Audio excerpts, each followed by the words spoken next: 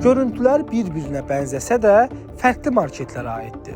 Bu görüntülər Bravo supermarketlər şəbəkəsinin filiallarının birində qeydə alınıb. Bu kadrlar isə Araz supermarketlər şəbəkəsinin filiallarının birində qeydə alınıb.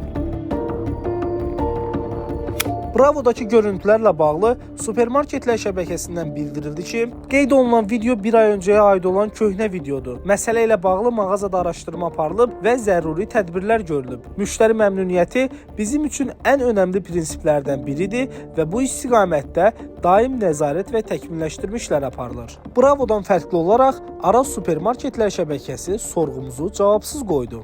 Azad İstehlakçılar Birliyinin sədri Eyyub Hüseynov isə düşünür ki, dükkanda pişik varsa deməli orada sıçan var, gəmiricilər var. Əks halda dükkan sahibi pişik orada saxlanmalıdır. Pişikdir, itdir, bunlar yoluxucu xəstəlikləri gəzdirən heyvanlardır və insana aid olan xəstəliklərin 75%-i tarix boyu heyvanlardan keçibdir. Pişik gəlib ət yeyir orada və s. Bu demək ki, burada problemlər yaşanır. Belə mağaza barədə mütləq dərhal DLAC 1300 qaynar telefon xətti ilə Qida Təhlükəsizliyi Agentliyinə məlumat verməlidir. Bu arzu olunmazdır, yol verilməzdir. Hansı mağazada baş veribsə, orada mütləq monitorinq aparılmalıdır və bunun qarşısı alınmalıdır.